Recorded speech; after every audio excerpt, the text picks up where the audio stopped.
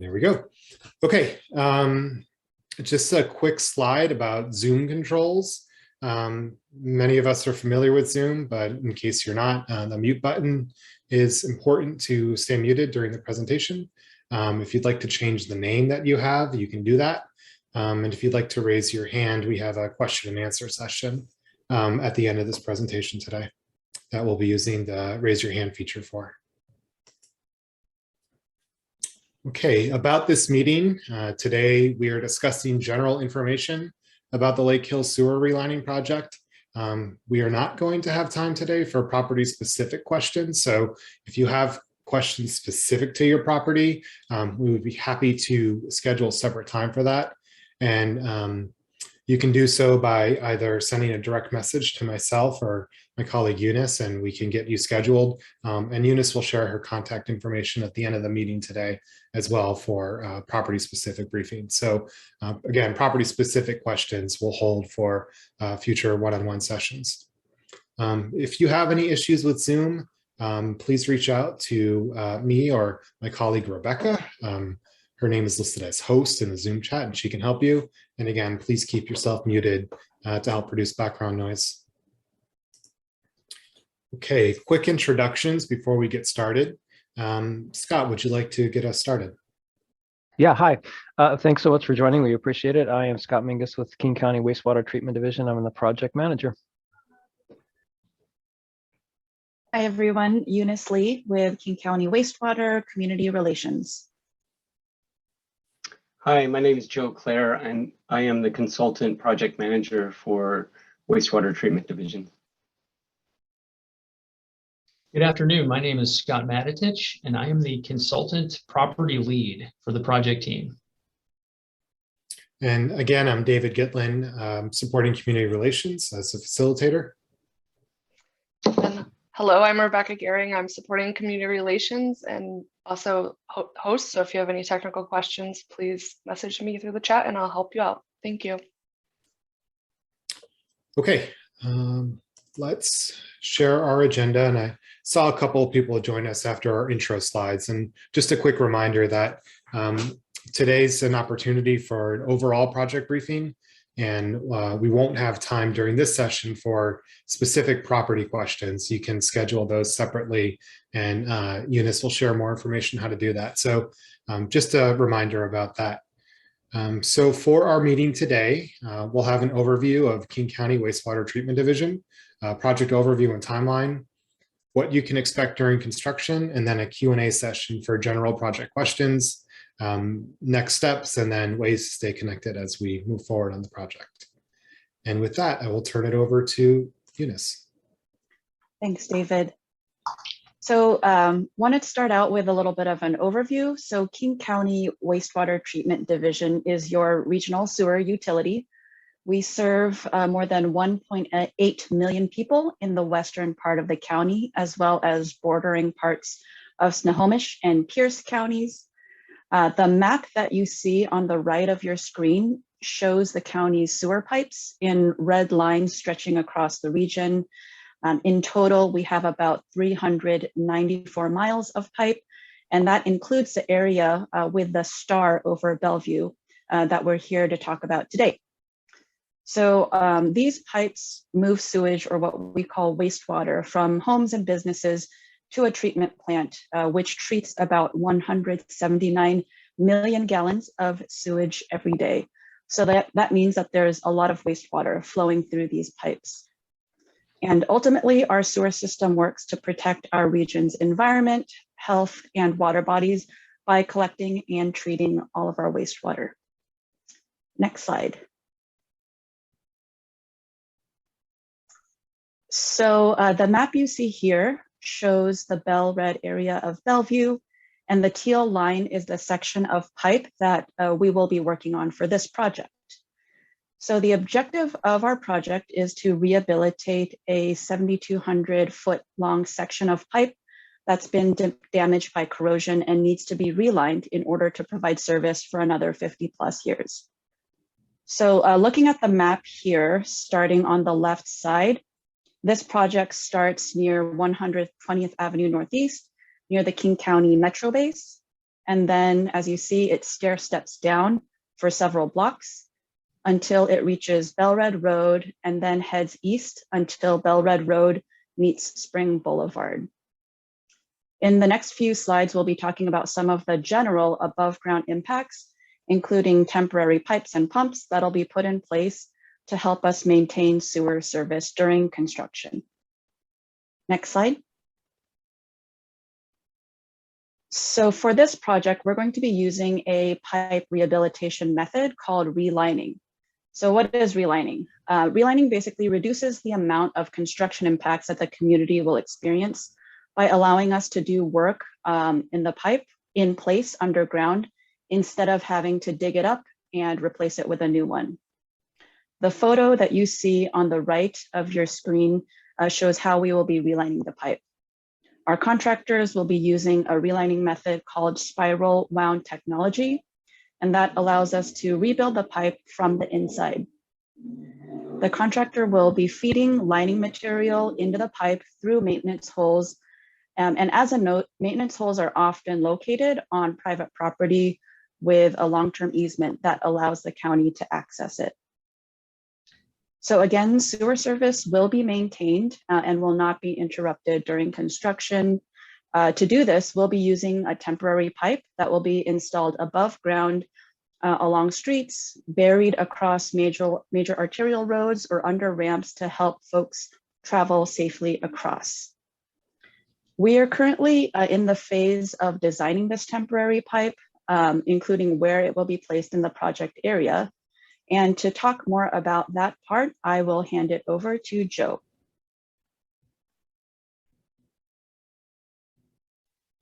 Thanks, Eunice. So in this area, we have split the project into two halves. We have an eastern half and a western half. And the pipe flow right now is the upstream end is at the east end and the downstream end is at the west end. And this graphic here shows in that lighter teal color with the circles where the existing pipe is and those existing maintenance holes are. And then on that east half in a darker blue line, we show along Spring Boulevard where we are planning to put our diversion pipeline. And so the process for our work is to have some pumps situated in that upstream maintenance hole. And that one is right there at Bell and Spring. It's number 18.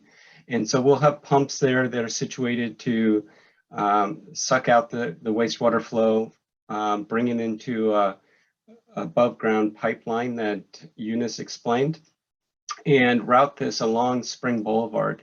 And we're still working with the city of Bellevue about exactly where this pipeline will be. But we do recognize that we will have to maintain driveway access and arterial access for some of the major cross streets. And at those locations, we're looking at, say, a shallow bury of those pipelines as we cross, say, 132nd, 134th, and 130th are some of the main arterials, north-south arterials there. Now, there may be situations where if we do have a parking lot driveway access, if there's multiple driveway accesses that, you know, maybe we'll just work with the property owner to see if we can close one or others. So we'll talk about those specific details when we have the one-on-one sessions that David kind of described. And then on the east section, on the west half of our diversion pipeline, we plan to start just on the western side of 130th and then route the pipe on that kind of dotted line approach, which is following some of the initial Sound Transit guideway structure there, just on the side of 130th there.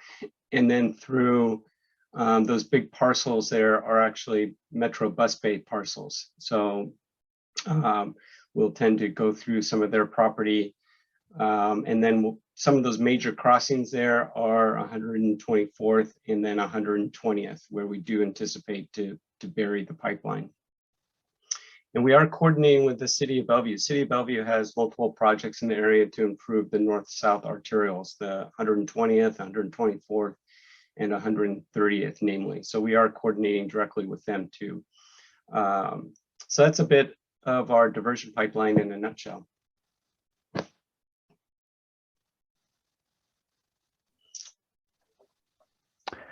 Hi, everyone. This is Scott. A bit on schedule. So this is our estimated project schedule, and it could be some fluctuation here over time, but this is what we're looking at and hoping to stick to at this point.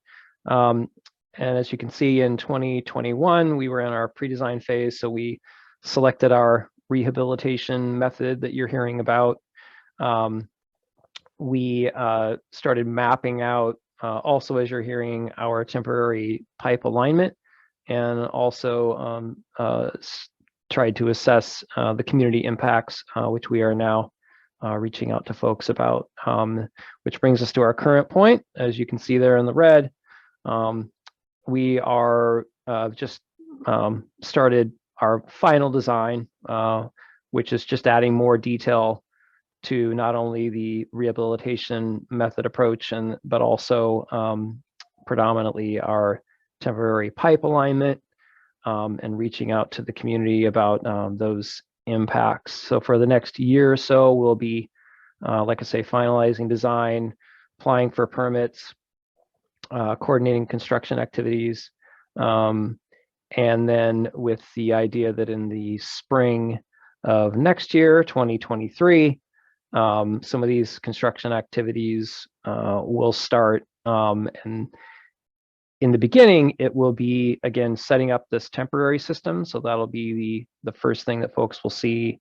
And then the actual rehabilitation of the pipeline comes a little bit after that. Right now, we're looking at June of 23 for those activities. And as you can see there, we're expecting around 6 months to complete all the construction.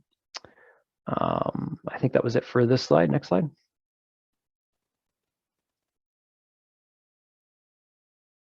I'll hand that over to Scott, the other Scott. Yeah, thanks, Scott Mingus. This is Scott Matatich, the property lead. Just a few words about the property process. As Scott mentioned, the project is currently in final design, which means as a part of that process, we will be identifying the need for temporary construction easements, if any. And a temporary construction easement is just the right to access property for a particular purpose and for a set period of time. And so through the final design process, we'll be identifying the need for TCEs. And during the second quarter of 2022, so in just the next couple of months, we anticipate that the project would be sending out introductory letters from the property team to those affected property owners.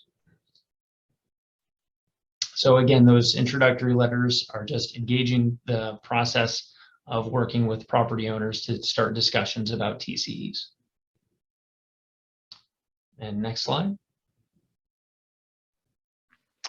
Thanks, Scott.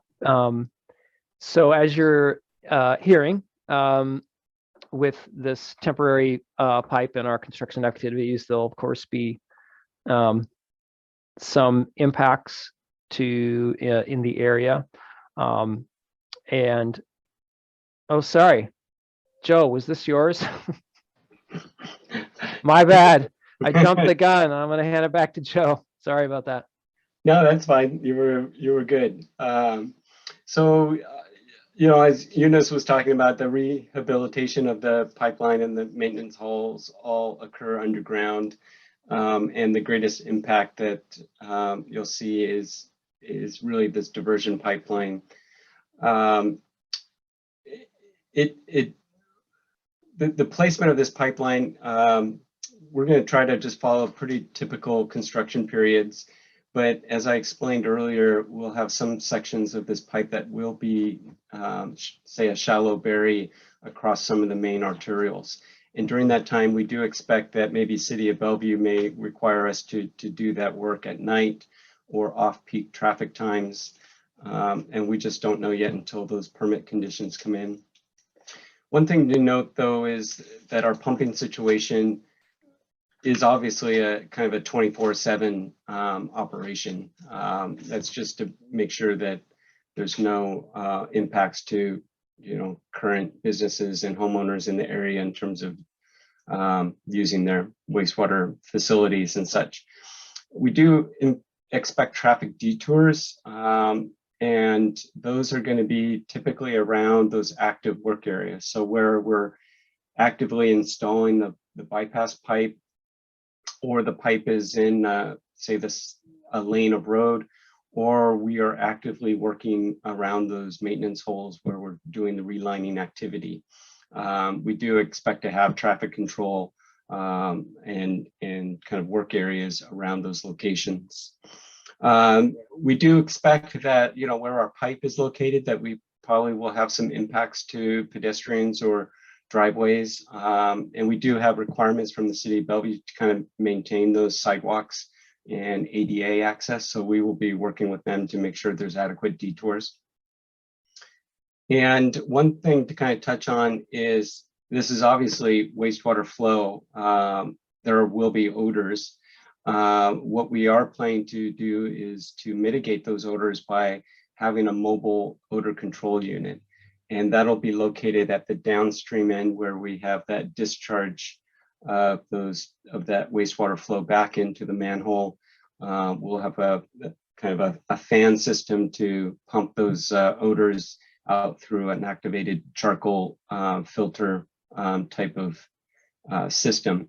But even then, that's not going to be foolproof. So we do expect that there'll be odors. Also, because that, wastewater flows is a 24/7 operation, both that odor control and those pumps will be running 24/7. And we are doing our best to mitigate those noise, and we'll be specifying that the contractor uses what's called kind of whisper quiet generators and pumps. They're enclosed, they have some noise mitigation, but again, they're not going to be completely silent there. So we will be expecting some equipment noise that's running 24/7 for that operation. And let's see, next slide here is traffic impacts. And so this slide is kind of a pretty good picture there of what to expect with a pipeline along the roadway, and what to expect of how that looks. We do plan to be, having our pipeline along main arterials as much as possible here. And then, as I explained, do shallow trenching of those arterials to enable traffic to kind of continue through. We do expect kind of lane closures as well as detours as that pipe gets installed and is in use. One thing to kind of expect here, and I don't think we kind of talked about it yet, is all of this work for the bypass and the pipe relining and rehabilitation is a summer dry weather period. So that's we're looking at a June 1st through end of September in terms of actively working inside to rehabilitate the pipeline. And then the month before and the months before and after will be used to kind of set up and mobilize for the contractor. So it gives you kind of a timeline of what to expect. Next slide. Okay. So now I think this is me. You, Scott. Yeah. Sorry about that. That's good. So construction goals, obviously our goal on this is to get the pipe back in proper working order and restore it to its useful next 50-year useful life. But we'll try to do as quickly as we can and as safely as possible as well. Obviously, as you're already hearing, there will be some impacts in the way of traffic and other things, and we do our best in any of our projects to limit the disruption that entails to businesses, homes, and other just general folks' daily activity in the area. And we'll do our best to not to block streets unnecessarily, close streets unnecessarily, keep driveways open, sidewalks open to the extent that we can, and just minimize as you said, mentioned, or as you already heard, the odor and noise as well. Next slide. And also, as you're hearing, we will be digging in places, and whether it's the roadway or places where we'll be digging up vegetation and so forth, but all those areas are required to be restored. So we'll be repaving, restoring sidewalks, replanting areas where we have disrupted them as well. Next slide. Thanks, Scott. So just kind of wrapping up here, these are our team's commitments to you and to the community throughout the life of this project. We plan to keep you up to date and informed, and we'll do that through email newsletters, updates to our project webpage, and also occasional mailings. Our goal is to address any concerns or questions that you may have throughout this process. And also our goal is to have a no surprises approach and to make sure that the community is informed well in advance of what to expect during construction. And then lastly, language access and accessibility are important to us because we want to ensure that all community members get the information that they need about this project. So we're happy to provide translation of materials or interpretation or ASL at any of our meetings. So please let us know how we can support you. Next slide. So here is my contact information, and I think that Rebecca also will be able to plug that into the chat. Please feel free to reach out if you have any questions. You'll also see a link to our project webpage. We'll also put that into the Zoom chat as well. And I will hand it back over to David for Q&A. Great, thanks everybody. So now's our time for question and answers. If you have questions about the project or any of the information you heard today, please do raise your hand, and you can either you can unmute or I can unmute you, and you can ask your question. If you'd like to type it in the chat, you're welcome to do that as well. And again, a reminder that property-specific questions can be handled separately, so the team has enough time to prepare for your particular situation. With that said, if you have any questions, please feel free to raise your hand, and we can get started.